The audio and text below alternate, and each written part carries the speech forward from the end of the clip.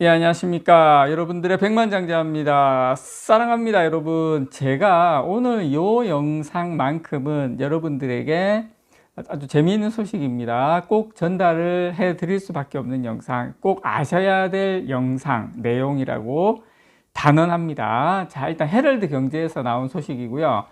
자, 시총 2위를 보면 주도업종이 보인다.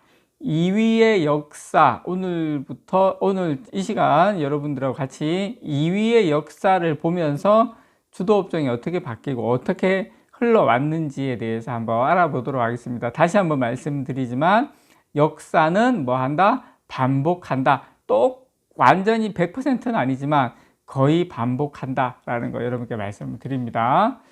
자, 일단 우리가 SK하이닉스가 SK하이닉스가 지금 이번 달 저번 달이죠. 저번 달부터 저번 달이라고 하니까 이제 작년이라 그러니까 너무 멀게 느껴지고 저번 달이라고 해야 좀 느낌이 또 빠를 것 같아요. 자, 시가총액 2위를 탈환한 가운데 증권가에서는 시총 2위를 보면 주도업종이 보인다라는 말이 나오고 있습니다. 그래서 시장 경쟁이 치열한 2위 자리는 시장의 색깔을 가리키는 주도업종과 함께 그 주인이 바뀌었다는 분석에서 나오는 이야기인데요. 자, SK하이닉스가 반도체 업황 개선에 힘입어서 2위 굳히기에 돌입한 모습입니다. 이와 함께 증권가에서는 반도체 테마와 함께 시총 또 4위에서 6위까지 보면 여기가 이제 헬스케어 관련 종목들이거든요. 그래서 올해 국내 증시를 이끌 주도주가 될 가능성이 크다. 이 반도체와 함께 요게 같이 따라 붙을 거다. 그것이 무엇인지도 또 여러분들하고 같이 한번 알아보는 시간 가져보도록 하겠습니다. 지난 12월 그 SK하이닉스는 유가증권 시장에서 작년 1월 27일이죠. LG엔솔의 상장 이후에 빼앗겼던 시총 2위 자리를 되찾았습니다. 여러분, LG엔솔이 그 시총 2위에 올라오면서 요 배터리 관련 종목들이 어떻게 된 주도주로 그 앞장서게 나섰는지 아마 생생하게 다들 기억을 아마 하실 겁니다. 그런데 작년에 그 하반기 되면서 SK하이닉스가 연초 이후에 거의 한 88% 상승을 하면서 시총 103조 123억 원을 기록을 했습니다. 시총 3위인 LG엔솔 100조, 격차는 한 3조 원. 물론 지금 좀 플러스 마이너스가 좀 더 되기는 합니다. 어쨌든 이렇게 시총이 자리가 바뀌었다라는 거 말씀을 좀 드리고, 지난해 상반기에 LG엔솔의 이 시총은 2차전지 돌풍에 힘입어서 130조 원 전후에 걸쳐 있었습니다. 130조 원 엄청나게 갔죠.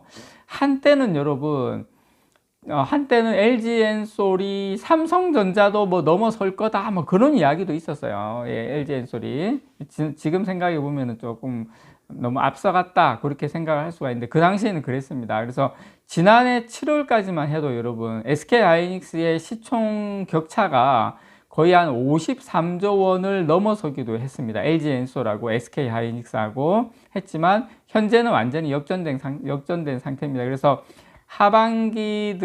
작년 하반기 들어서 글로벌 전기차 수요가 줄고 2차 전지 투자 환경에 다양한 불확실성이 확대가 되면서 주가도 지지부진한 모습을 보이고 있습니다. 저는 뭐 2차 전지가 돌아가려면 조금 더 시간이 필요하다고 개인적으로 저는 생각을 하고 있습니다. 자, 보시면, 자, 2007년부터 지금까지 주도업종, 그러니까 2위, 코스피 시가총액 2위 기업의 현황입니다. 여러분 보시는 것처럼, 포스코홀딩스.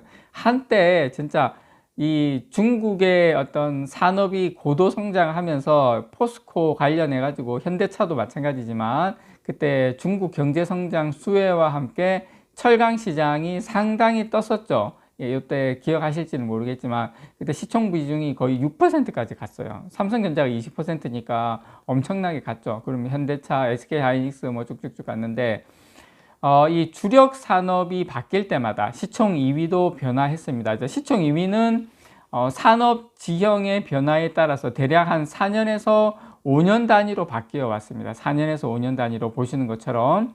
그래서 2000년대 중반에는 세계 공장이 된 중국 영향으로 철강, 뭐 조선, 기계 이런 중후장대 시대가 열리면서 이 포스코홀딩스가 시총 2위로 부상했죠. 지금도 조선은 다시 조선이 20년 사이클이라고 하지 않습니까? 그러니까 지금 이제 다시 조선 사이클이 좀 좋아지고 있어요. 조선주도 많이 올라가고 있고 그렇게 여러분께서 이해를 하시면 되고 그러다 보니까 철강도 그렇게 나쁘진 않다. 그렇지만 예전 같지는 않다라는 거 기본적으로 말씀드립니다. 그리고 아직까지는 또 중국 쪽에 경기가 그렇게 쏙 좋지 않다 보니까 그런 부분이 있다.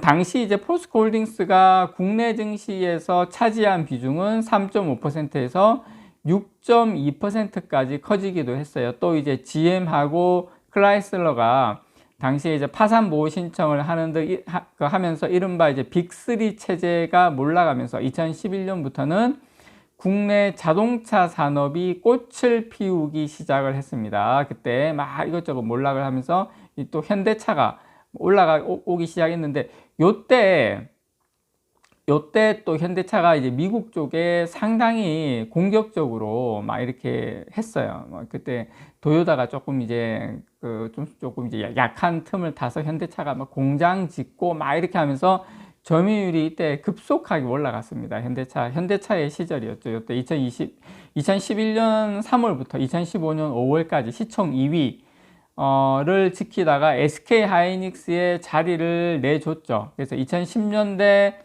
후반에는 증시의 중심이 자동차에서 그때 다시 반도체하고 바이오, 어떻게 보면 그때하고 지금하고 자동차에서 전기차 이제 배터리하고로만 바뀌지 다시 거의 비슷하게 바뀐다 이렇게 보면 될 것 같고요. 어쨌든 그렇게 반도체 그 당시에도 그 이후에 반도체하고 바이오 쪽으로 성장 산업을 옮겼습니다.